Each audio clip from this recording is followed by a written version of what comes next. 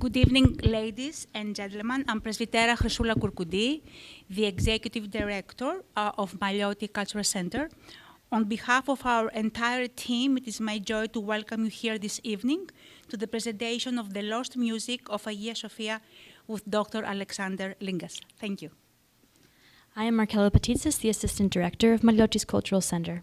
Good evening, and thank you for being with us tonight for this special presentation by Dr. Alexander Lingas, the founder and musical director of the vocal ensemble Cappella Romana.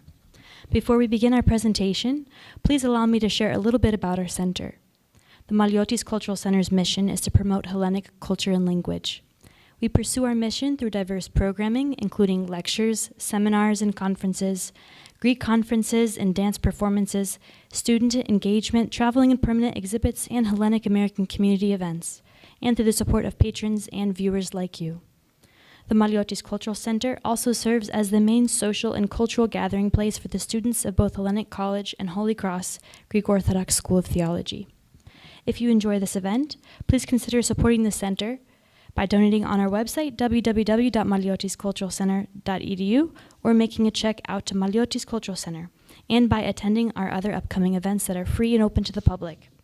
In honor of Valentine's Day tomorrow, MCC will have a sweet treats day in the cafeteria over there. This Wednesday, February 15th, MCC will host a book presentation and signing by John Michael Boyer, Protopsaltis of the Greek Orthodox metropolis of San Francisco, on his new book, Byzantine Chant, The Received Tradition, which will also feature select musical performances by the vocal ensemble Cappella Romana. Thursday, February 16th, MCC has sponsored a group of tickets to attend the Mikis Theodorakis tribute concert at Berkeley Center for the Performing Arts. On Saturday, all are invited to attend the MCC Apokreatiko Dance 2023, with a free dance with a DJ, cash bar, food and lamb to celebrate Apokreas before embarking on Great Lent. Dress to impress and invite your friends. You can also learn about these and more offerings on our website, social media, or through our MCC newsletter, which you can sign up for at the greeting table at the back of the room. Tonight's Maliotis Cultural Center presents the lost music of Hagia Sophia, the form and modern recovery of the Byzantine Cathedral Rite, with Dr. Alexander Lingas. Before we welcome Dr. Lingas to the podium, I'll welcome Dr. Skedros to kick off tonight's event. James Skedros is the Michael G. and Anastasia Kantonis Professor of Byzantine Studies and Professor of Early Christianity at Hellenic College, Holy Cross, Greek Orthodox School of Theology. He has been on faculty at Holy Cross since 1998 and served as Dean of Holy Cross from 2013 to 2018. A graduate of Holy Cross, Dr. Skedros received his Ph.D. from Harvard Divinity School in the history of Christianity. From 1996 to 1998, he was Assistant Professor of Orthodox Studies at the Graduate Theological Union in Berkeley, California. He is also a lecturer on New Testament Greek at Harvard Divinity School, where he's been teaching Greek since 2001. His teaching and research areas include popular religious practices in late antiquity, Byzantine Christianity, the lives of early Christian and Byzantine saints, and Christian-Muslim relations. In addition to his book on the historical development of the veneration of the early Christian martyr Dimitrios, he has published several journal articles as well as entries in important reference works, and in several books dealing with the veneration and commemoration of saints. His article, Byzantium in Islam in the Mediterranean World, traces the interaction between Islam and Byzantine society. He's the recipient of an innovation teaching grant from the Association of Theological Schools for the course Jews, Christians, and Muslims Interacting, a course that brings students of three faiths together for theological and historical studies. He's a double recipient of a Fulbright scholarship, both for the study of Byzantine saints in Thessaloniki, Greece. Please join me in welcoming Dr. Skedros to the podium.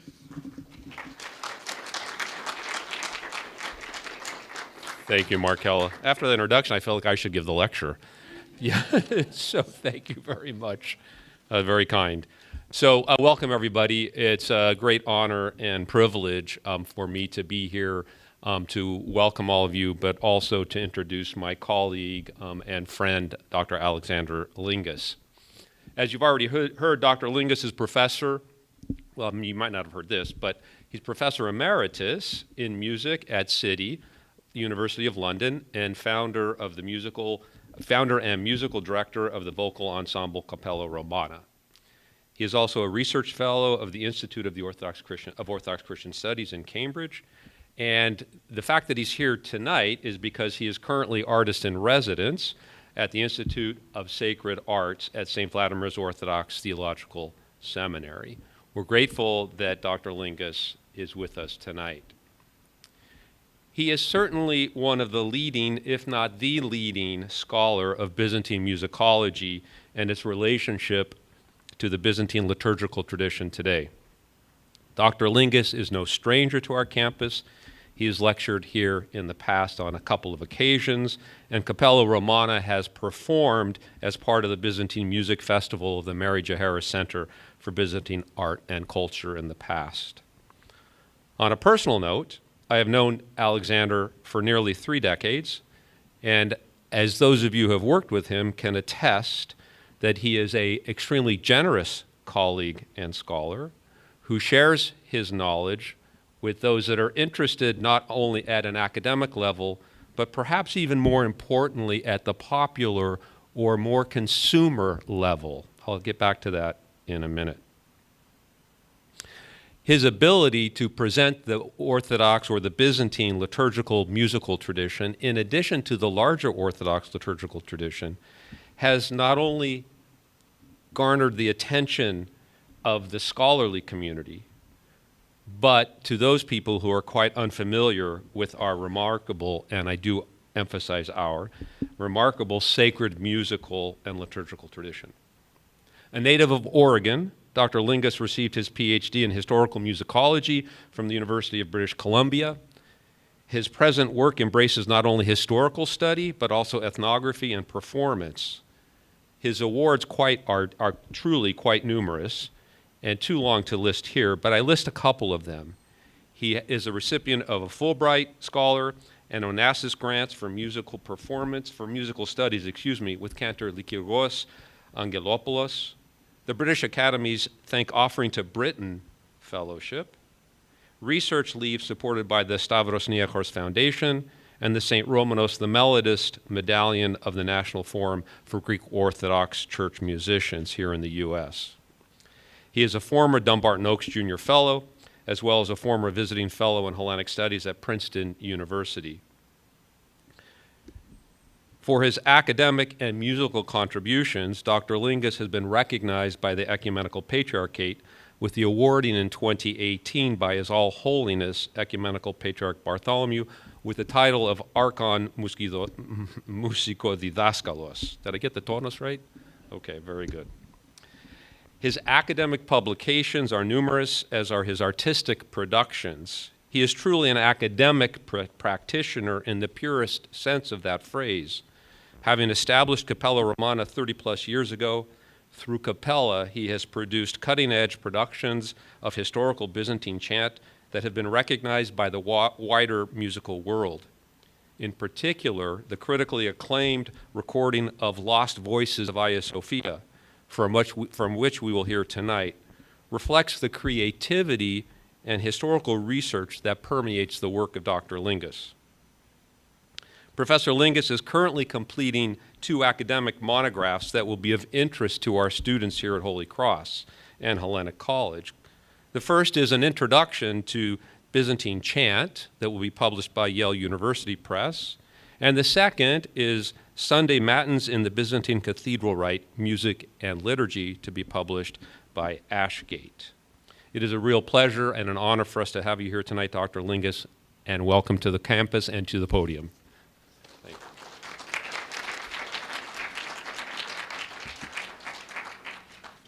you. Thank you so much, Professor Skedros.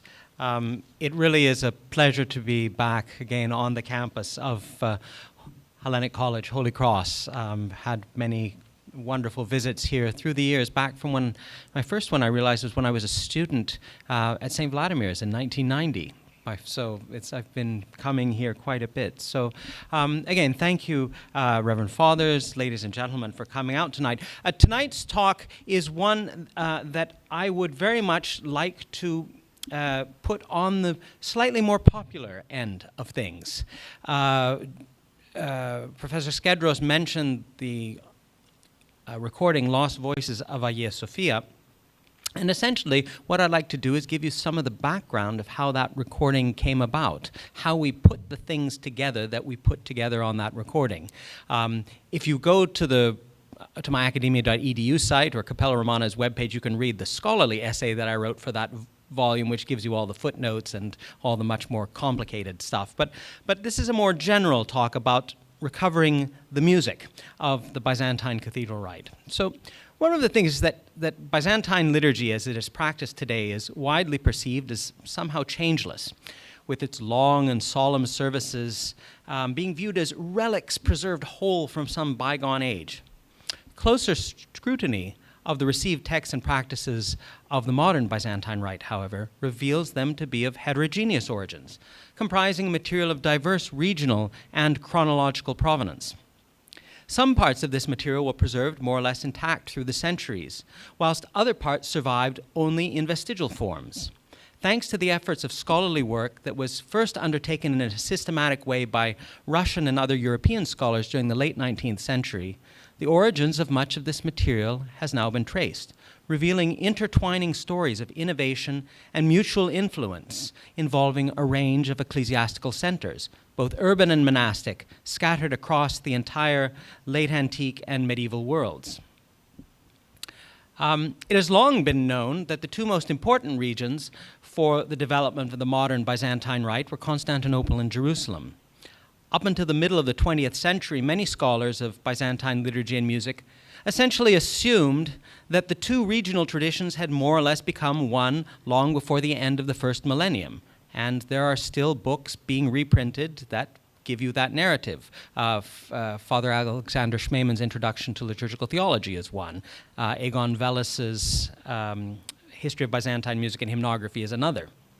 Yet already in the late 19th century, the work of scholars investigating sources of Constantinopolitan liturgy had demonstrated that the traditions of Jerusalem and Constantinople had continued to operate at some level in parallel until the very end of the Eastern Roman Empire.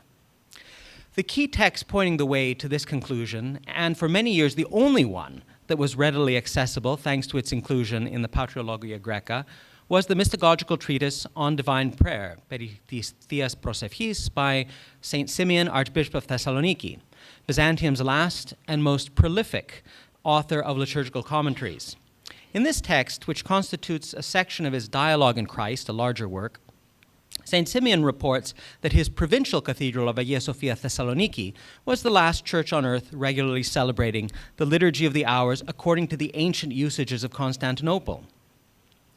He described this rite, which was originally known as the Ecclesiastis or Ecclesiastikos, as the sung office, the asmatikia koulouthia. And he said that it was formally celebrated by all of the cathedral churches, Katholikia Ecclesia is the term he used, in the inhabited world, especially the greatest churches of Constantinople, Antioch, and Thessalonica. The virtues of this venerable form of urban worship, however, were evidently not appreciated by certain members of Simeon's flock, who seem to have found the Constantinopolitan Cathedral Rite a tedious anachronism, causing the Archbishop to issue the following impassioned plea. I beseech you in Christ that this ecclesiastic order be maintained forever, and that the tradition of the fathers remain among you as a kind of divine spark. Because we wish this to be observed and maintained always, we have added canons to it as sweetening and seasoning, lest some person make claims without knowledge of the order, being lukewarm and slothful and finding excuses for moving to abolish it, on the pretext that we do not hear the usual canons which everyone sings. So these have now been added, and for the careful and zealous, it has become better ordered and more pleasant than the services celebrated in the monasteries. So what's he on about there? Well, this is not a talk about the 15th century version of the Cathedral Rite, but essentially what he's saying is people are complaining they don't hear the hymns that everybody else sings. So canons are these long hymns at the Orthros service. So in fact, what we find in Simeon's still mostly unpublished works, I think these are finally coming to full publication very soon, is that what he did was that he imported things from the sort of services that are celebrated in the chapel here into the old Rite of Constantinople to make it a bit more palatable for his congregation. So, I mean, the form of worship that we use today is this one that scholars in English call the Byzantine Rite.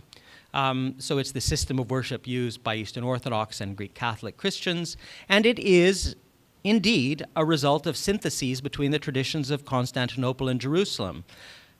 First achieved around the 8th century, and given definitive form, though only in the service books printed in Italy from the 16th century onwards.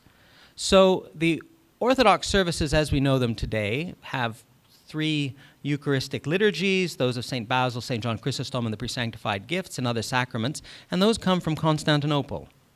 We also have cycles of readings, are the Apostolos book, and for example, and the Gospel book. Those are essentially Constantinopolitan books. We have a calendar that's embedded in our other service books. Now it's sort of split up into 12 volumes of the Mineon, but it's the Synaxarion. It was originally a separate book, a Constantinopolitan book. So we've got Constantinople's calendar, its Eucharistic liturgies and other sacraments, and its cycles of readings. However, today, if you go to services in the chapel here, you will hear a cycle of daily prayer that is essentially that from Jerusalem, that it's based around a book called the Orologion, the Book of the Hours, that is a Palestinian book, which has the biblical core of those services, the psalms and also the canticles, the biblical songs that then form the skeleton on which all those wonderful hymns that Simeon's congregation was looking for, on which they are hung somehow. And then, as I mentioned, there's those hymns. So the question then is, how do we then recover this form of worship that hasn't been used, the daily office, especially the daily cycle of prayer, as it was celebrated at Hagia Sophia, Constantinople, and at certain other churches, including Hagia Sophia, Thessaloniki. The Parthenon is another place, as the Cathedral of Athens. We know there's an article by Father Stephanos Alexopoulos talking about its use there. How do we go about recovering this, especially not just as a series of texts for liturgiologists to study in seminars at this and other institutions, but as sound? St. Simeon called it the sung office. Music was evidently important somehow to it. So I'm going to be telling you this evening about one particular project that I've been involved in to recover the sound of those services of the tradition of Hagia Sophia, the Icon of Sounds project based at Stanford University, on the aesthetics, acoustic, and worship of the Justinianic church, that is the one built by the Emperor Justinian, of Hagia Sophia in Constantinople. This is a project that has been running since 2008, and 2 of my dear colleagues from that, the founders of it, Professor Bisra Pencheva, the art historian, and then Jonathan Abel from the Center for Computer Research in Music and Acoustics. And this, by combining musicologists, art historians, and all sorts of other people, along with computer technology, this project has, since 2008, resulted in books, recordings, conferences. So today, what I'd like to do, or this evening rather, focus on those aspects of the project that relate most closely to my own work as a scholar of Byzantine liturgy and its music. So if we're going to reconstruct this old form of worship, well, we have the building, though unfortunately it's inaccessible right now for the purposes of this sort of purpose, for the worship for which that was originally created for it. And even when it was a museum, it was inaccessible for that purpose. When, in the days of the Republic, you couldn't do any music, neither Islamic nor Christian, in it. We have the music. We have the living tradition of Byzantine chant, one that has a tradition of manuscripts going back well over a millennium, and it's a tradition that can be studied from both angles, from one as a living practitioner that you learn from master teachers, as people do at this institution through the schools, the certificate program in Byzantine music and the work of Father Romanos. But it's also one that has left manuscript traces going back a very long time, including manuscripts of the Rite of Hagia Sophia. We have documents relating to the liturgical rite, or rites, the systems of worship. So, what do those documents tell us? Well, the old Rite of Hagia Sophia had those three Eucharistic liturgies that I've already mentioned, the St. Basil, St. John Chrysostom, and the Presanctified Gifts that are still in use today, but also a liturgy of the hours, the Ecclesiastis or Ecclesiastikos, that, as I've already said, came to be known as the sung office. And it was partially abandoned in Constantinople after 1204. 1204 is when the city was conquered by the Fourth Crusade, and Hagia Sophia becomes a Roman Catholic cathedral serving the Roman Rite between 1204 and 1261. And so all the people who were attached to it, and we know there were a lot of people attached to it. We have imperial legislation from the time of the Emperor Justinian assigning over 500 people to do the services at Hagia Sophia. Priests, deacons, large choir of readers, deaconesses, an elite choir of soloists, doorkeepers, the whole bit. And they were increased to over 600 under the Emperor Heraclius in the 7th century. Plus, we also know that people like the choir of the imperial orphanage of the Orphanotrophion came and sang there occasionally as well. So it remained in use until 1204. If you want to think of what it was like, if you think of some of the English cathedrals today that have maintained, despite the Reformation, cathedral foundations where there are men and boys choirs that sing daily services and have been doing since the Middle Ages, it was something like that in terms of its organization, just bigger. And then after the Crusade, Constantinople was recaptured by the Emperor Michael Palaiologos. The Rite of Hagia Sophia, the original daily office of morning and evening prayer, was not fully restored. It was only partially used. It would be used on certain occasions, the eves of some major feasts. But Thessaloniki, where our friend St. Simeon of Thessaloniki, the archbishop, was, they continued to use it until the city was conquered by the Ottomans in the 1430s. So that's one of the reasons that a lot of our documents come from Thessaloniki for this rite, because they kept using it on a daily basis. But it disappeared entirely after 1453. There is no church in the Orthodox world that celebrates the daily cycle of prayer according to the old rite of Hagia Sophia, and there hasn't been for 500 years. This cycle of services consisted of two major offices, Vespers, Lichnikon, and Matins, Orthros. Some minor short services, daily offices. There was a midnight service, a 3rd hour, a 6th hour, a 9th hour, which were very short and consisted of 3 sets of 3 psalms with refrains, plus some prayers. And then 2 seasonal minor offices, Trithekti, which literally means 3rd sixth, or ter sext, and Panichis, vigils. Panichis would be celebrated on the eves of major feasts when people would stay in church after Vespers. They would stay there all night. And then they would have readings of various sorts. The Kontaki of St. Romanos the Melodist were originally for when people stayed in church overnight on these sorts of occasions. And then you'd have a kind of official service kind of in the middle just to make sure everybody's awake, I suppose. Then a system of stational liturgy where the worship of Hagia Sophia was integrated with the worship of other churches in Constantinople through processions. So, for example, if it was a feast of the Mother of God, you might start morning prayer, start Orthros at Hagia Sophia, but the liturgy might take place at one of the 2 major shrines for the Mother of God, either the Church of Chalchopratia, which was very close to Hagia Sophia, or Vlacherne, which was on the other side of the city. And then this, as I've already kind of alluded to, a native form of hymnody, the Kontakion, the great multi-stanza hymns of St. Romanos the Melodist and his colleagues.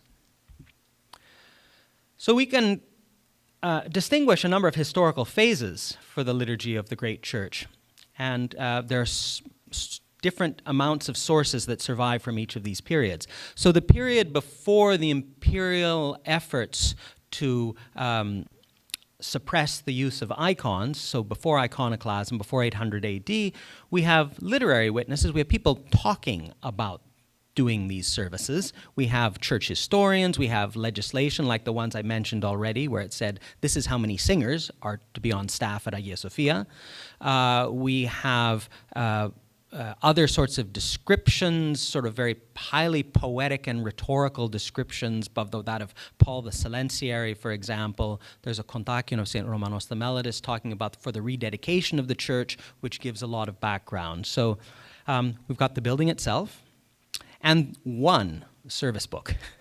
The Evchologion Barberini Greek 336, a manuscript copied in Italy, but its contents are those of the Constantinopolitan services. We have a lot more information for the next 400 years. We have books of the prayers for the celebrant that actually include lots of directions saying, and then the patriarch does this. So we actually have patriarchal euchologies. We have psalters, so books of the biblical psalms and the canticles as well, the biblical songs from other parts of the Bible that are divided up according to the usage of Hagia Sophia, which is different from the way that it was divided up in the Palestinian Rite. We have books of rubrics, sets of directions saying, on this feast, at Hagia Sophia, we do this. We start Vespers here, we do this, we add these things, we process here. So this is when all this starts to appear. And we also have notated musical manuscripts already appearing in this period. Many of them in peripheral copies, places they survived not in manuscripts from Constantinople or its regions, but instead when they were from South Italian or Slavonic copies. And then the final period, that of the last emperors, the Paleologan dynasty, where we have, I've already mentioned Simon of Thessaloniki, and we have a lot of notated musical manuscripts. So what were these services like, morning and evening prayer? Well, if you've ever learned about, heard a lecture about how the Divine Liturgy used to be in Hagia Sophia, or other early churches. I mean, now if you know in the Divine Liturgy that the priest starts at the altar, the bishop doesn't importantly, but if only a priest is celebrating, the priest will start at the altar and then comes out for a little entrance, goes out, walks back in, and then there's a great entrance, goes out, walks back into the sanctuary. Hagia Sophia for the Divine Liturgy and also for the cycle of daily prayer was designed to have functional entrances. This was pointed out years ago by Thomas Matthews and others, that noting the number of doors that are there and that the congregation would process in together originally. So that was true of the Divine Liturgy as well, and that's a relic of that for the Divine Liturgies, if you've been to a hierarchical liturgy, that the bishop doesn't go into the altar until that old entrance chant, the introit, the "Come let us worship," that's when the higher clergy enter the altar, and originally all the higher clergy entered the altar at that point. And then eventually after the Chrisagion make their way to the back of the apse, and then you have this moment of peace be to all, which is still in the Slavonic versions of the service, and it's been restored in some my archdiocese, Thyatira. St. John Chrysostom talks about it. I don't think it's in the present translation here that's in use here. Be that as it may. But the same sort of thing, is the same way that the Divine Liturgy was constructed also was true of Matins and Vespers. So take Vespers. I've got the sort of original order here on the left. This is a festal order. But you can see that the first part of it is psalmody, and it's sung in the narthex. So nobody's in the church to begin with. Everybody starts singing psalms in the narthex. The service starts with Psalm 85, not Psalm 103, the present psalm beginning of Vespers. And on a normal weekday, you might sing 7 or 8 sets of psalms. And these psalms incorporated refrains for the congregations able to participate in them. And then at the last of those psalms, and on feast days, they just cut straight to the last psalm. So just the first one and then the last one, the teleftheon. That's when clergy, choirs, and the congregation, everybody enters. Then the singers and the higher clergy end up at the ambo. And then during the singing of Psalm 140, which had a refrain called the kekragarion, that's when the higher clergy then enters the altar. And then you have a prokimenon, another type of psalm that's sung from the ambo, which was this big platform in the center. So the position of the choir was in the center around this platform, not on the sides, but the center. And they stayed there. And then what the service consisted of after that was more prayers, and then another set of 3 psalms. 3 psalms is kind of a Constantinopolitan thing. 3 psalms with prayers. If you know what happens at the liturgy, before the Divine Liturgy today, before that little entrance, what happens? 3 psalms with refrains. That's a kind of telltale Constantinopolitan signature. And if we look, actually, just for the comparison purpose, since we cited him earlier, St. Simeon, that the 15th century version of the service is the same. The only difference is that at the end of Psalm 130, he's added some of those hymns that everybody's used to hearing. So he adds the Phosilaron, which was not a part of the Rite of Constantinople originally. And then he adds, at the conclusion of the psalm, some stichera for the day, which are sort of the big highlight thing anyway, in the Palestinian rite of singing the Lord I have cried unto thee, or Lord I call unto you, or whatever the translation one is using, that the Kyrie Kekraksa, that he added those in, so people would hear the hymns that they hear at other churches. So if you want, the sources exist out there, we're able to reconstruct them to a certain extent, that put the text together and so on. So if you want to do one, and really put them all together, what do? Well, one of the options is you put a service book together. That's the first part. You put the text together. This was Professor Ioannis Foundoulis of the University of Thessaloniki, who came up with 2 practical editions of 2 of the shorter cathedral rite services, Trithekti and Panichis. The Trithekti done during fast periods, and Panichis, this service in the middle of the night on great feasts. So if you want to sing it, well, what do? Well, the sort of solution that was done is that you just compose new music in accordance with the way that people sing today. Using melodies in the modes of the octoichos, as people are familiar with, and this was the solution that was adopted in the chapel of the University of Thessaloniki, where Andonis Aligizakis wrote some settings for this, and this was then done in a kind of slightly more elaborate way by Professor Grigorios Stathis at the University of Athens.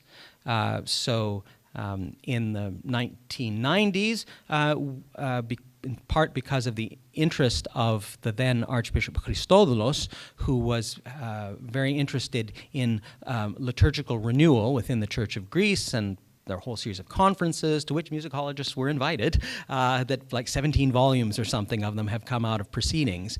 But one of the things there were practical sides to this, not just study, and so the Apostoliki Diakonia, the official publishing house of the Church of Greece, came out with editions of Panichis and Trithekti, and Professor Grigorios Stathis wrote music for them, and they were celebrated annually at the Cathedral in Athens, and still are from time to time. So that's one option, and that pastorally it made a lot of sense. The other option, and for contemporary worship, that's the way. Just to say, that's the way I would go. If you're interested in actually worshiping in a kind of on a regular basis somehow with those old services. The other option, if there is enough resources, you could create performing editions of the melodies transmitted in medieval manuscripts. So we have over 1,000 years of musical notation, and starting from very early forms of notation where maybe every third or fourth syllable might have a little sign over it that a scribe would add in the manuscript, and just sort of reminding you, okay, at this point of the text, you do something when you're singing it, do something a little different. Reminding you, okay, here's, you got to do something, a little more elaborate here, or your voice has to do something like that. And that's, in fact, if any of you know the Ethiopian tradition, the Ethiopian chant tradition today has a notation like that they have signs which basically you still have to spend 5 years memorizing the repertory. But there are signs that remind you, what to do in certain spots. But what happened that in the Byzantine tradition, also the same thing happened with in the West with Gregorian chant, is that within a few centuries the notation developed to a point where it was much more exact in showing all sorts of rhythmic features, down to the point where you can actually know what the sequence of pitches are, what the notes are. So there are sources for the Cathedral Rite of Constantinople that are in some of those older forms of notation that we can't read. And an example of that would be this a series of model psalm verses from this book, the Blagoveshensky Kondakar. From its name, you can probably tell, the Kondakar, that it mostly holds kontakia in it. But it has an appendix that gives you, if you're going to be singing psalms according to the Rite of Hagia Sophia, here's how you would do them. Unfortunately, it's a notation that we can't transcribe exactly. However, the notation that came into use in the by the end of the 12th century, it's the one that scholars call Middle Byzantine notation, or sometimes round notation. That notation remained in use from somewhere around the 1170s to 1820, thereabout. There was a notational reform. Before that, it took a while for it to kind of filter through in the second decade of the 19th century. And the music that's used today in the chapel is the notation so you can see the one on the left, that's the pre-reform notation. So that is essentially the same notation that was used already in the late 12th century. And there's the modern notation. And when things were transcribed from the old into the new notation, especially for recent repertories, like this is on the left, you see music for Psalm 140 by Petros Peloponnesios, who's essentially responsible for a lot of the repertory as we sing it today in the Greek and Romanian and so on Orthodox churches. It's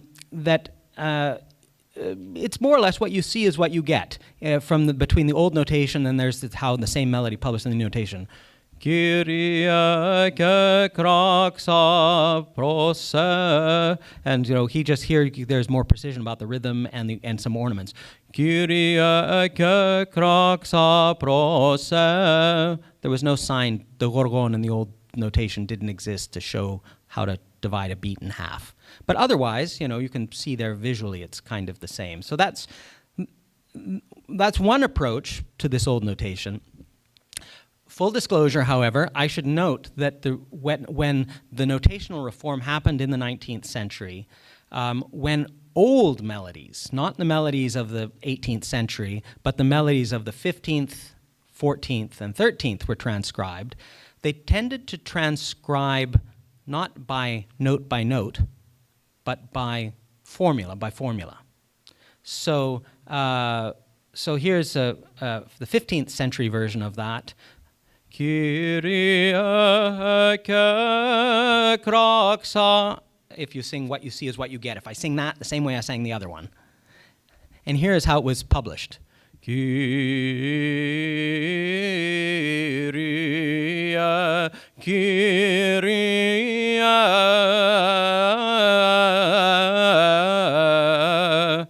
We've done the first word.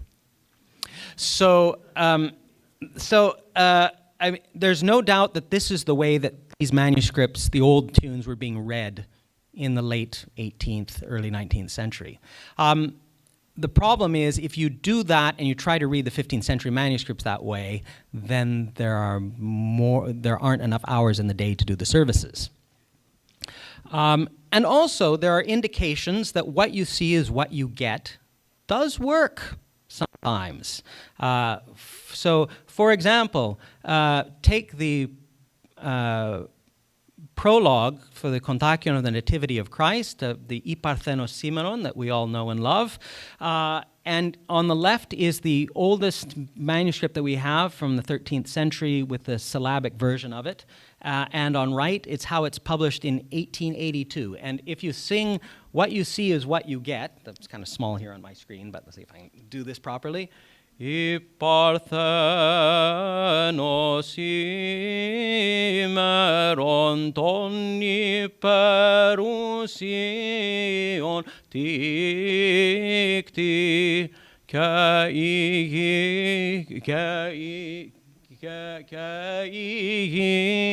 Kaitos pileon toa prosito prosai angeli, and so on. 19th century. Iparthenos imeron toni perusion tikti. It's the same tune. Keitos pileon toa prosito prosai angeli. Well, this went da-da-da-da-da instead of leaping like the previous one. Angeli, the other one did. But so allowing for some minor variations. Not bad for separation of, 600 years or so for a melody that was transmitted mainly orally. So there are some scholars out there who think that you can do a "what you see is what you get," more or less, way of approaching those old manuscripts. And in fact, that's what we did in 2001, May 26th, at St. Peter's College in Oxford, where I was there and a junior research fellow at that college, and the master of the college knew I was John Barron of blessed memory, knew I was studying the Rite of Hagia Sophia, and said, "Well, we should have one of those in our chapel." And I said, "Well, it's kind of hard. Nobody's done one in 500 years, and the music would have to be reconstructed and everything, and we'd have to probably bring in specialist singers from Greece." I said, "I'll worry about the budget. You just, do the addition." So I sort of put the pieces together, worked with Father Ephraim Lash on a translation. Yannis Arvanitis, who you see there in the center, did the musical edition, and we celebrated for the first time in 500 years the Rite of Hagia Sophia Vespers as a service. And it was really quite an eye-opening experience in some ways, because here is a Vesper service with no fosilaron, no stichera, just psalms and refrains. And one of the priests, celebrating priest, Father Gregory Wolfenden, you can see him just right there, who's another liturgiologist, and Metropolitan Callistos was the celebrant. Father Gregory afterwards, despite the fact that it took about 2 hours, said, "Well, that was sort of a low church experience," in the sense that all those sort of ecstatic texts, hymn texts that we're used to, weren't there. Instead, you did have some very ecstatic music, though, and what you had were all these different permutations of how to do psalms with refrains, which, as we know from the Church Fathers, was originally something used to involve congregations as well in late antiquity. But then also, in these permutations, sometimes they could be simple refrains, which be the sort that were really easy to get a congregation to sing along, like for the first psalm of Vespers, Psalm 85, who is "Doxa si o Theos," and once you hear "Doxa si o Theos" for the 18th time, or however many verses there are in that psalm, or 20th time, you can sing along, no problem. Vespers, though, interestingly, this was a festal Vespers, so it had more elaborate tunes for some of its psalms. And here is the psalm for the third antiphon at the end of the service, which is the Trisaion. The first was Tes Presviestis Theotokou, the second was Sosonimas, and the third one is the Trisaion.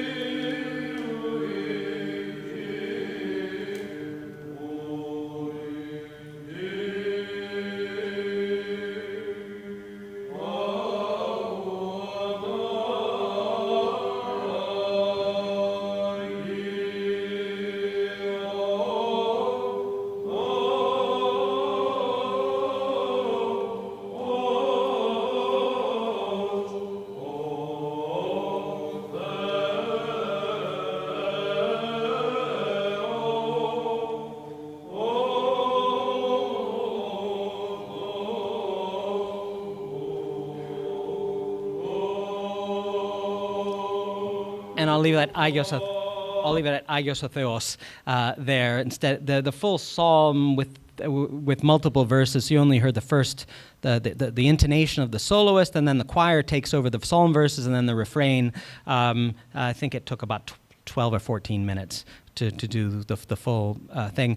Interestingly, however, the weekday tune for the third antiphon at Vespers is Agios o Theos, Agios ischiros, Agios athanatos eleison imas. So, it didn't have to be complicated. It was a party here, however. This is a festal Vespers, just as one knows from Athonite vigils too. You can sing Theoto ke Parthene and take 45 minutes to do so. So since then, with Capella Romana, we have done bits and pieces through the years of reconstructions of Cathedral Rite services.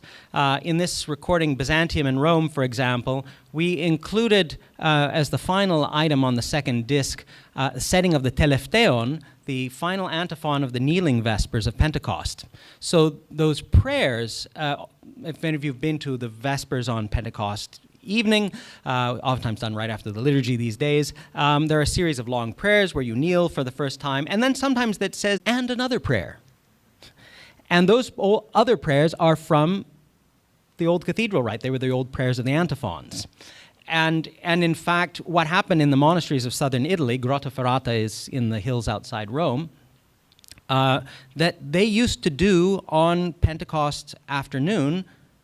Since they were doing the prayers, they just did Cathedral Rite Vespers.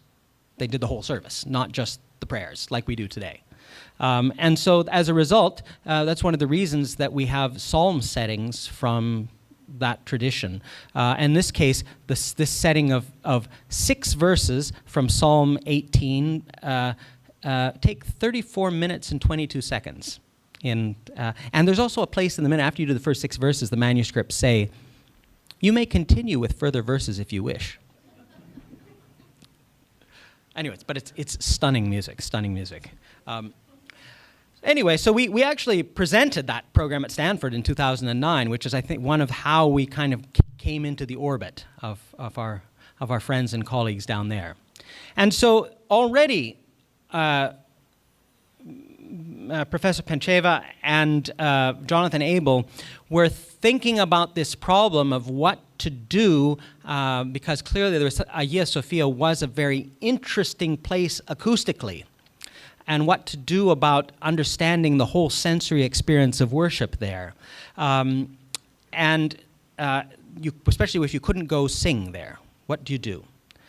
So pushing the envelope of digital technology, oralization technology, they got permission from the museum to make some balloon pops, to pop balloons, and then get an impulse response, so a sharp sound that goes out, a pulse so short in duration that details of its shape can't be heard and are irrelevant.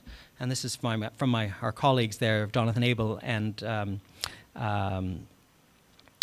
Elliot Canfield Dafilou. Such a pulse produced in Hagia Sophia from the Ambo and heard under the edge of the main dome, comprised of a direct path at these milliseconds, a number of early reflections, including from the main dome near 300 milliseconds, and a lingering noise-like late field reverberation. The associated spectrogram shows prominent reflections as vertical features with a late field reverberation fading over 10 seconds or so. So you do a sound in Hagia Sophia, and it takes over 10 seconds to decay. That's remarkable. That's really, really unusual. There aren't that many buildings out there that do that. And also that has a particular signature of which frequencies decay, so it emphasizes some parts of the spectrum. And so what they did was they used that then to imprint that on recordings. So they had recordings that were made in dry acoustics, and then essentially passed them through a digital filter that then placed that sound in Hagia Sophia with those resonances, with that ring time. And it's it's at that stage when we were in San Francisco to do a concert down at the Annunciation Cathedral that we then went up one day then after church up to Stanford and got all hooked up to their things and started to sing some of our repertoire that we'd already been doing from the Rite of Hagia Sophia. And as they describe, we had to then adjust. So so this is different from just taking a recording and then adding reverb or any other types of imprinting. What was happening was that they were experimenting now with doing it in real time, live. So we had these microphones in front of us. We had microphones here. We had at that point then just headphones or whatever listening here. We would hear ourselves. We'd be singing in their studios, but we would hear in real time they'd placed us in particular parts of the building of Hagia Sophia. And so we would hear the sound go out, and so we changed the tempo of what we were singing to be able to make it more intelligible as we were doing it. So it changed how we'd sung some of those pieces in other places. And it was strangely like we've sung by this point we'd already sung in St. Paul's in London, which has almost 10 seconds. It's a much different ring time. It's not as good, actually. Sorry, St. Paul's. But this then led to a first public demonstration of this. So not only we're doing it for ourselves, hearing in real time in a studio for ourselves, but then our colleagues invited us at Stanford to come and do a half of a concert where we demonstrated this live so that the audience would be hearing it in real time. So we would sing, and that what the audience then hears through a 24 speaker array is themselves being in Hagia Sophia. So it was directed mainly for the audience, which made it a little weird for us on the stage because we were also dealing with the natural wooden acoustic of the stage. But what we then did for this repertoire were some things that we'd done in previous programs, and then some new scores that we had commissioned, additions from Yannis Arvanitis specifically for this occasion. So one of those new ones was this Prokeimenon. The Prokeimenon originally for the Divine Liturgy and also for the offices was an elaborate sung piece. Remember I said that we had this entrance, and then as the higher clergy go up to the altar, and then the soloist goes and ascends and sings the Prokeimenon. It is a climactic moment of the service in the old rite. Now it's just kind of recited, and it just kind of goes by. But it was, and we have the music books. We have this book called the Psaltikon, multiple copies of it, which was the old book of the soloists. And if any of you know the ordination ritual, by the way, for cantors, where it says you hand them a Psaltikon. For a reader, you hand them an apostolos, which of course in those days meant they had to read the old. There was a particular notation that was in apostolos books, but they hand them a Psaltikon. It meant you hand them one of these books, and can they do one of these elaborate chants? So here's it from a manuscript from the late 12th century, and here's how it was. You can find it on YouTube.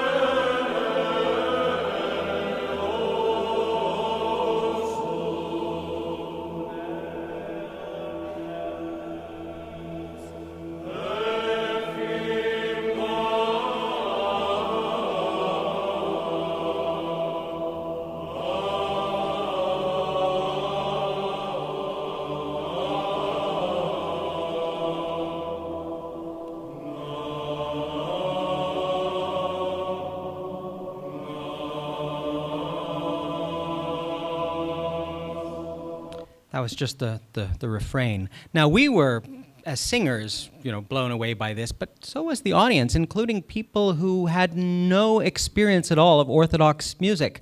So, for example, the critic of the San Francisco Classical Voice wrote, "To the skeptical or those allergic to computer-simulated environments, they may sound like so much caca or the hallucinations of an aging 60s tripper. But I know no other way to describe an experience that, in Professor Bisera-Pencheva's words, was intended to create the sensation you were standing in a space that was neither in this world nor in heaven, that you were hovering in between." So 2016, 3 years later, our colleagues at Stanford had permission to take yet another set of measurements in Hagia Sophia, this time using another sort of technology, sine sweeps, sending out an electronic impulse, more sophisticated one, and then combine those with the older data. And we did a full-length concert of entirely newly done editions, which were done by myself and Dr. Spiridon Andonopoulos, excerpts of the Offices of the Holy Cross, as the Exaltation of the Holy Cross as it was celebrated in the old Rite of Hagia Sophia, which has a number of very interesting features, which would be a whole lecture in and of itself to talk about. So, but it was a remarkable event, and some of the psalmody for that service was very simple, very much the type of thing, again, that those early church fathers described about how psalms and refrains work to get people singing together. So, for example, here's the Psalm 140. So it starts with the refrain.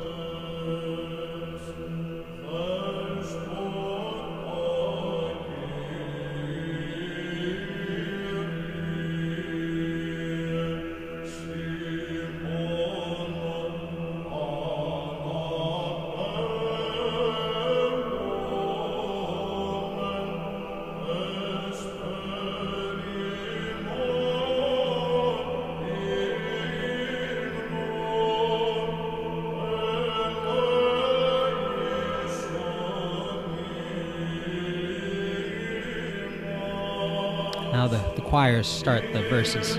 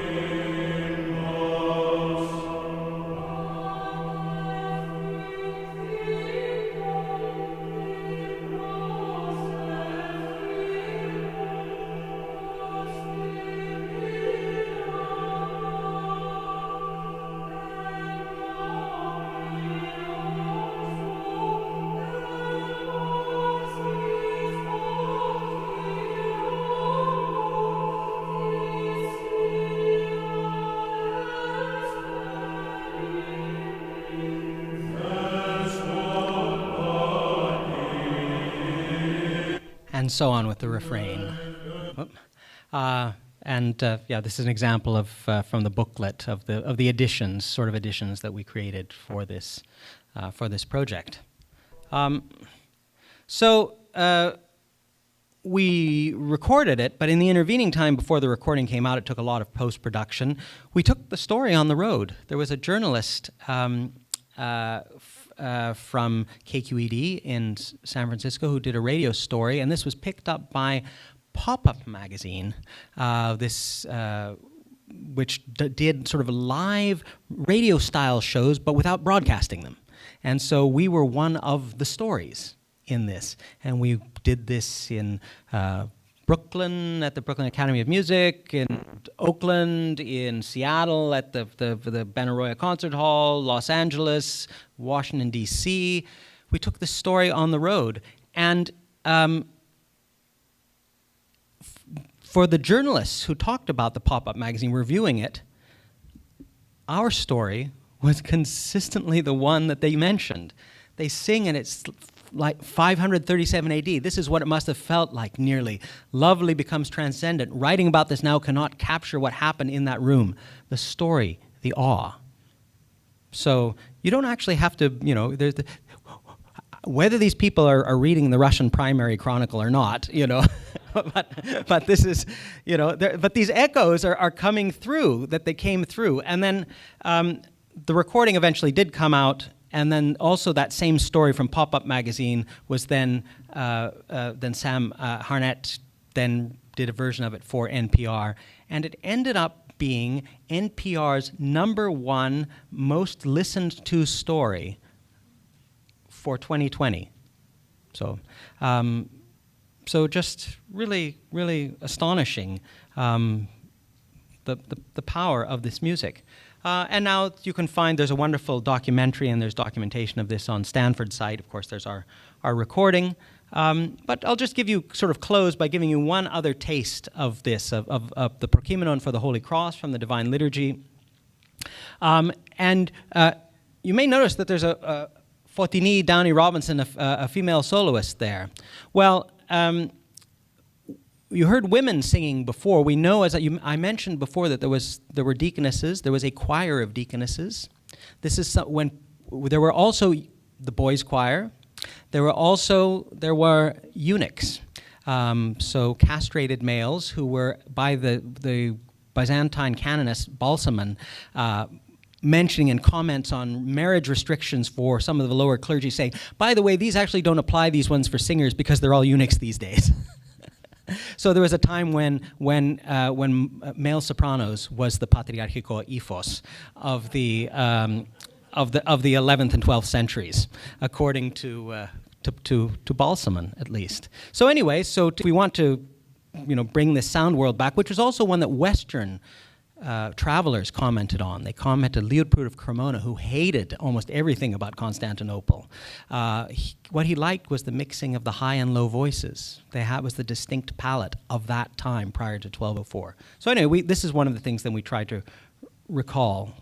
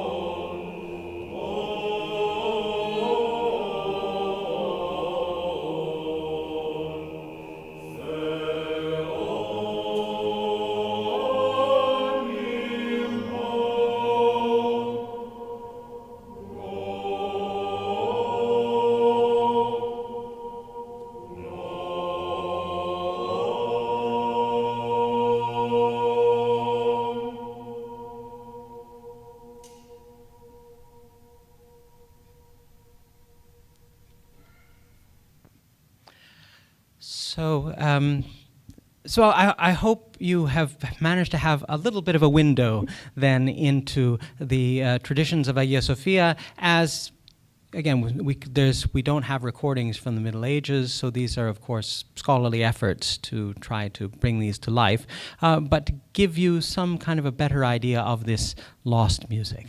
Thank you very much.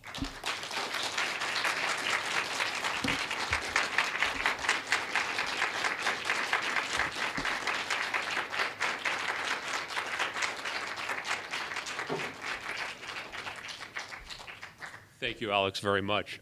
Do we have some time for maybe a couple of questions? If there are any questions from the audience? Would you field them? Sure. Happy to. I think there's a microphone coming around as well.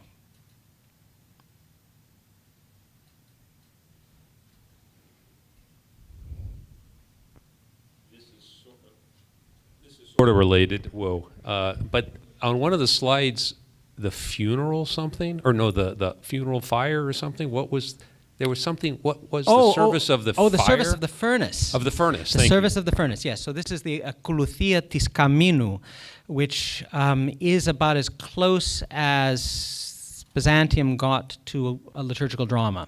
It was done on the Sunday before Christmas between Orthros and liturgy in cathedrals, Hagia Sophia Thessaloniki and Hagia Sophia Constantinople. We have reports of pilgrims who saw it. Anthony of Novgorod, if I remember correctly, saw it being done. Saint Simeon of Thessaloniki in his unpublished Typikon, Athens 2047, provides a very, very full text for it. And there are also versions in musical manuscripts. So Capella Romana, the first performing edition of it was done from an Athens manuscript by Michalis Adamis. It's been sung by Lykourgos Angelopoulos in the Greek Byzantine Choir. I think you can find a video of it somewhere on YouTube. And then we did one when the Getty exhibition asked us to do a Sinai disc. We did a cut version of it from the Sinai source. And so what it essentially is the cathedral rite versions of the two canticles from the book of Daniel, the song of the three youths in the fiery furnace, which we hear today on Holy Saturday. But those are actually two canticles are part of in the Palestinian rite, part of the kind of backbone of Orthros, though you rarely hear them sung outside of monasteries and regular services. Anyway, but then with refrains in the cathedral rite format. And there's an older study of this that was done on liturgical drama in Byzantium and Russia by Miloš Velimirovic, who was one of my teachers, where he also, it made it to the Slavs, and there are Slavic versions of this, and it was done in Russia till through the 17th century, something like that. But it's one of those things that also never made it past the cathedrals getting turned into mosques in the Byzantine world. But then I have an article too that's in the book edited by Rob Nelson and Sharon Gerstel that came out of the sort of Sinai colloquium or whatever. So where I show very specifically how the music from the cathedral rite was reused in this particular service, and that was its musical source. So yes, so there's more out there. Love to do the full thing, and I have to mention, of course, Andrew Walker White's book. That's about I forget, drama in Byzantium or something. I mean, that's sort of Exhibit A for him in his book, Cambridge Press book, I think it is.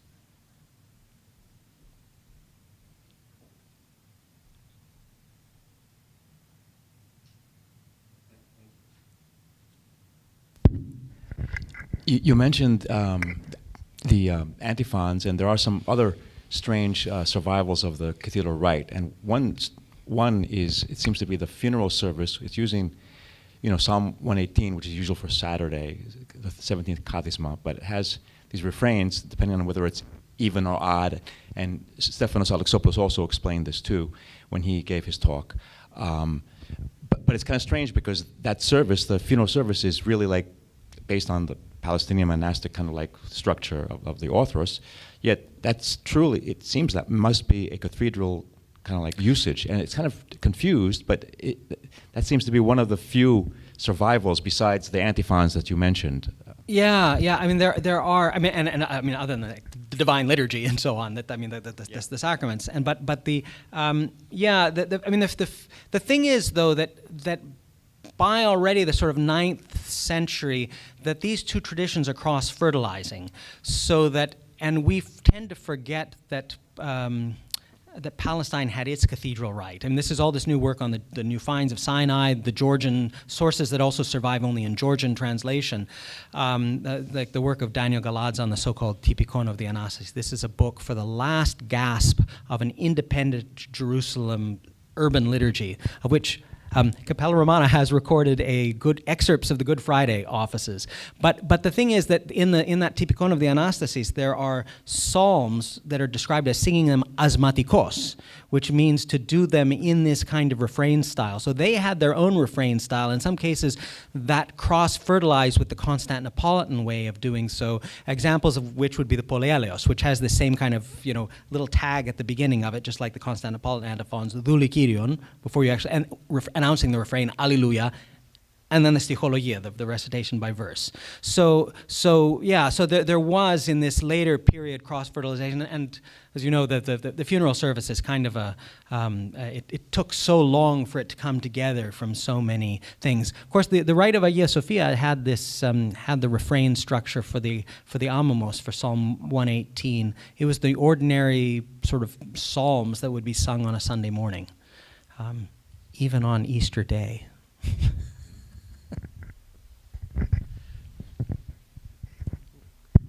Yeah. So you'd mentioned some sources going back pretty far and talking about the differences between them. I'm interested, is there any tie in terms of how far things go back to the origin of some of these melodies or the modes of chanting that go to pre-Christian Greece in any way, shape, or form? And if so, are there any interesting fun facts you discovered in your research? So the question of how far back the tunes go is really, really difficult because we have exactly one piece of early Christian music with musical notation. There was, the ancient Greeks had a musical notation. We know about it today because it was copied along with scientific literature in Byzantium. And because the harmonics, the science of harmonics, what we would call the physics of sound, was part of the quadrivium, part of the science curriculum. And so we know what the ancient Greek scales were like. I think we give, because they give all these wonderful diagrams. We have some music examples, some notation. We have one Christian hymn from a fragment from a papyrus from the 3rd century. So, if you want to do your early Christian music concert, your album, it's a single. And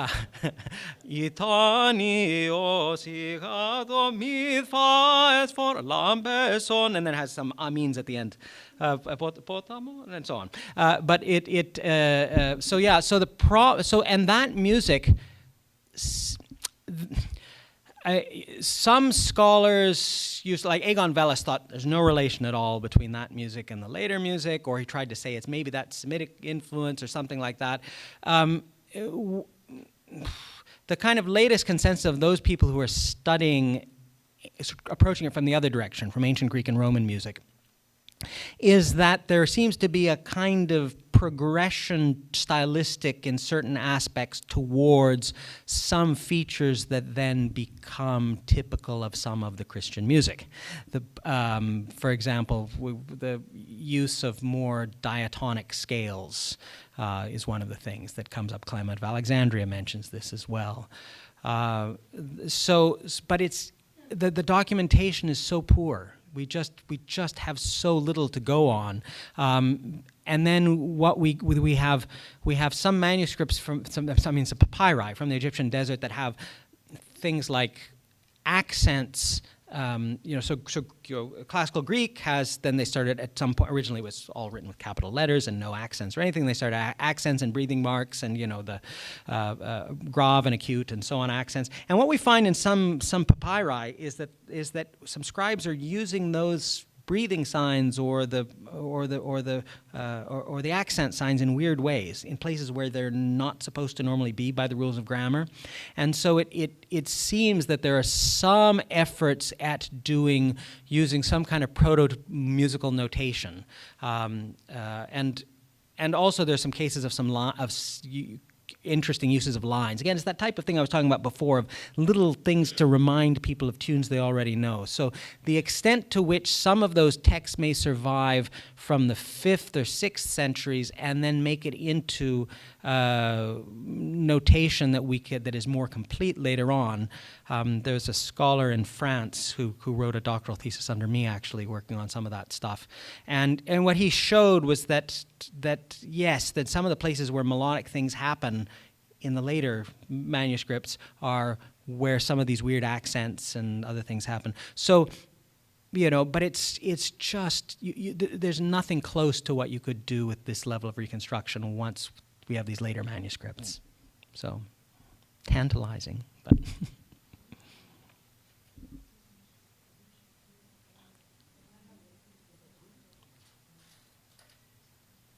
No? Yeah. Okay. I have a technical question to ask. When Bisera Pencheva and her colleagues went and popped the balloons, and afterwards they did the other kind of more sophisticated measuring, the building was empty, right? Well, other than the scaffolding, and there was more scaffolding the second time. I've seen that scaffolding, but it's it's not filled with bodies. Mm-hmm. So if you have 500 people just sort of being there for the liturgy, and then you have all these other people coming in to participate, how much would that affect the sound, do you think? I mean, it would deaden it some, and that would be wonderful if we could have the kind of proper experiments. But the thing is, I can tell you, my colleague Richard Barrett can too. I mean, I've sung in a lot of resonant buildings, like take St. Paul's for example, which you can fill to the rafters, and the long ring time remains. There, I mean, certain frequencies are changed a bit, but it's not like a modern auditorium that barely has any resonance to begin with, and then you add people, and then it's just some of those old stone buildings. I remember singing in a concert in a Cistercian church in Germany as well, in Otterberg, and again it was when we rehearsed versus when the audience was there. The sound just had this wonderful cruising range that you just sort of sang at a certain volume and it sort of clicked in, and then it just kind of stayed there. So some of it just depends on the composition of the building. It would have some effect. It would change some things, but basic properties of the building it wouldn't change. Probably all of that was up in the upper parts where it's all empty and nicely.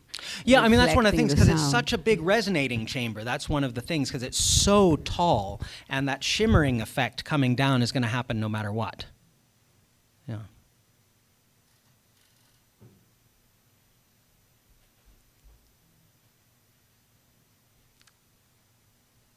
Thank you, Dr. Lingas, for a fascinating lecture. You mentioned that when you sang in these simulated conditions, you had to adjust the tempo. Mm-hmm. So do you think that the acoustics of Hagia Sophia had an impact on compositional trends, especially in terms of the degree of melismaticity of the music? Yes. So yes and no, I would say. This is some place where I may part a little bit of company with my colleague at Stanford. I mean, certainly, because the thing is, we have the Rite of Hagia Sophia was portable. I mean, it was used at other churches. Hagia Sophia Thessaloniki does not have the same ring time in any way. So the extent to which, as the model church, that the people who created the repertories there shaped them for elsewhere. I mean, this is something it's hard to know. I mean, I certainly think the melismaticity is some of it, but the thing, even we tend to focus on the melismatic chants because they are so extraordinary and they are so musical. But you heard that what I did was the weekday melody for the Agios of Theos, the third antiphon, very, very simple. One place where I think, though, it had these, and not just Hagia Sophia, but any of these great early basilicas, had a kind of impact on the style, was the old way of doing the psalms, in that, the modern way of singing psalms, You can do it really fast. The old one, the old way of doing things, you know, Kyria philakindos tomati mu kethiran periochis peritahilimu mi eklinis tin kardian mu is logus ponirias. So when we find them notated, basically every accented syllable, you know, sort of major accent gets like either a raised pitch of a step or a third. And you just can't sing it that fast, but it works really well for intelligibility in one of those big churches.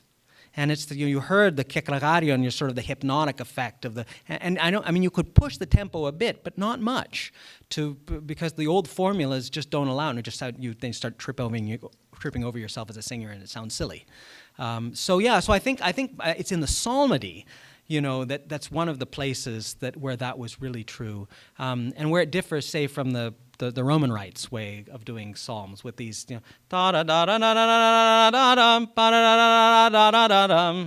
you know, they were more prescriptive to do all those accents to be done. Yeah. So. We'll take one more question. Yeah.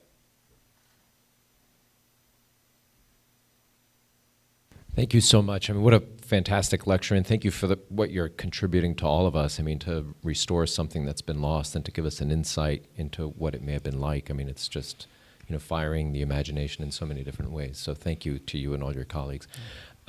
So I'm going to sneak in two questions, Jim. So the first one is very simple and technical, and then the second one is a bit more conjectural, and you could do with it what you want. So the first one is, did I understand you correctly saying that the Agios Theos was the third antiphon, so that it was interspersed between psalms, or at Vespers? Psalm? At Vespers, yeah. At Vespers, not during liturgy.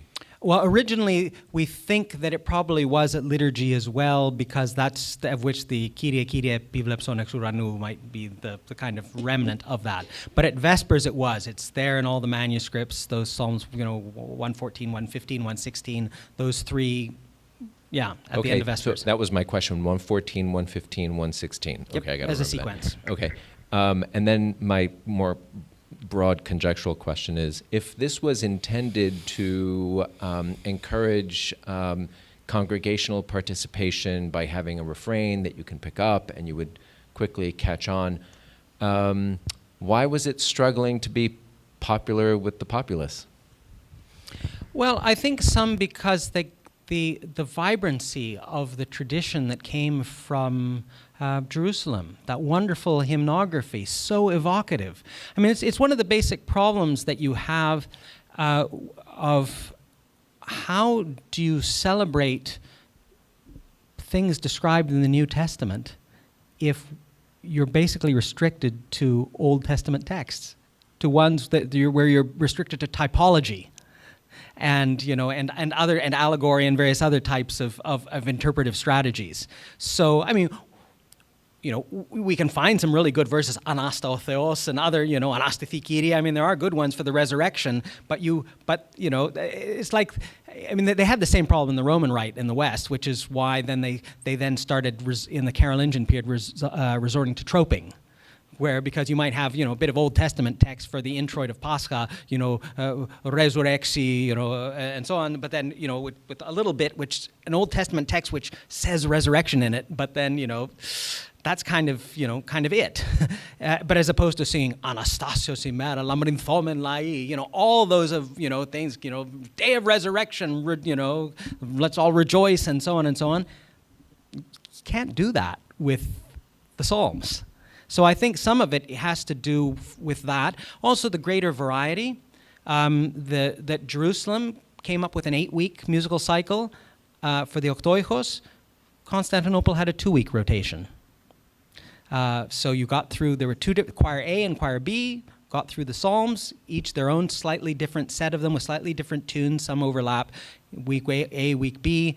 I mean, the remnant that we have of that, if you kind of do it, is the troparia after the Great Doxology on a Sunday.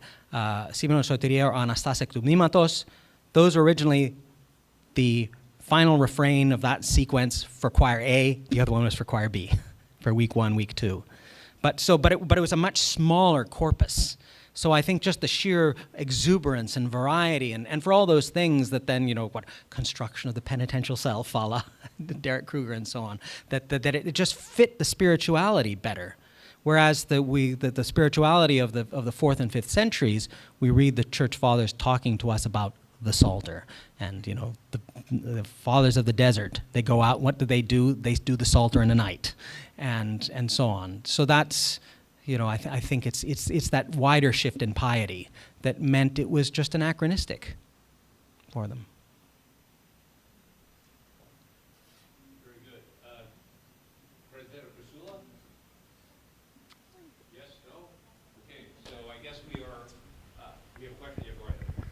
Yeah, go ahead. Thank you, Dr. Lingas. Very interesting lecture. I just had a brief practical question.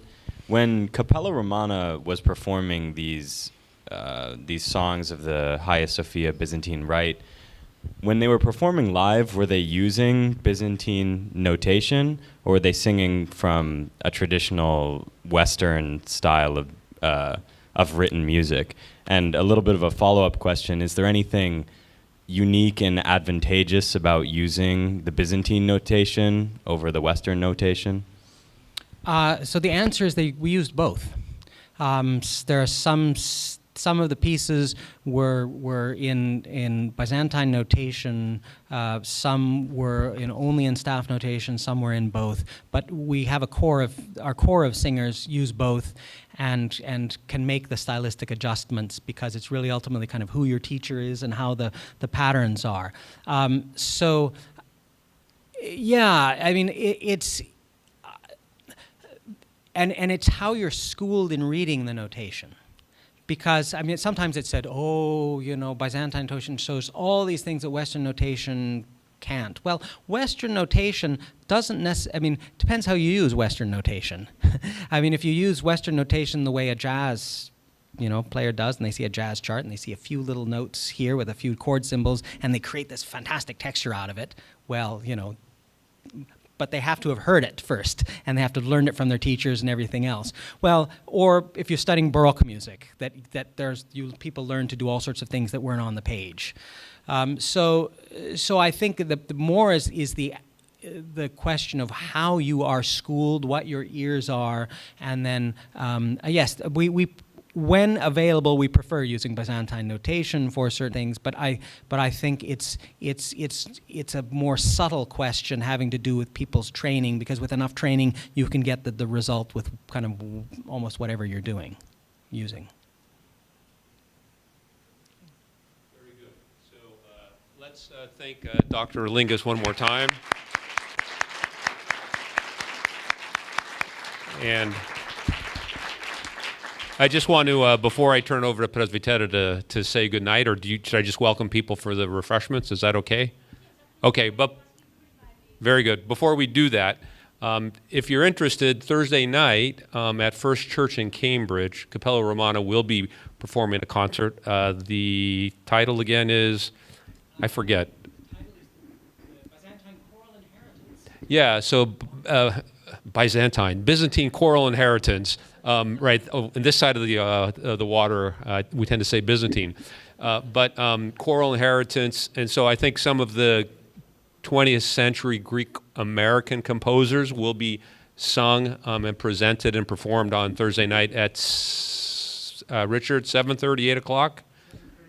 7:30 at First Church in Cambridge, which is located there in Harvard Square. You can go on to Capella Romana's website and get tickets, or you can purchase them at the door that night.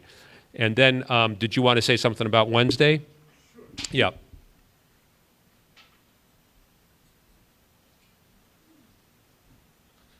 Good evening. My name is not on the program.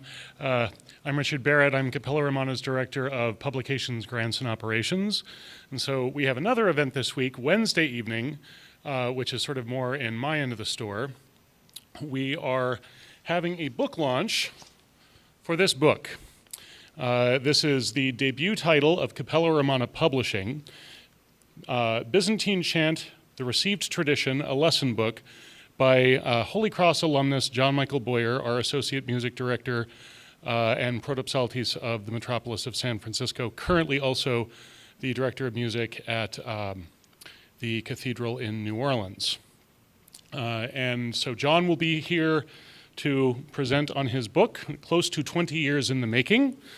A number of us from Capella Romana will be on hand to help him out with musical examples, and we will have the book on hand to sell 9 days before the official release date, and John will be on hand to sign it. So if you're at all interested in the notation you saw Alexander talking about, this is the book for you in the English language, and we would love to have you join us. And also, we have some copies back there of Lost Voices of Hagia Sophia, the studio recording that is one of the fruits of the project Alexander was talking about. So if you want one, please come and see me. Thank you very much, and I hope to see you Wednesday evening.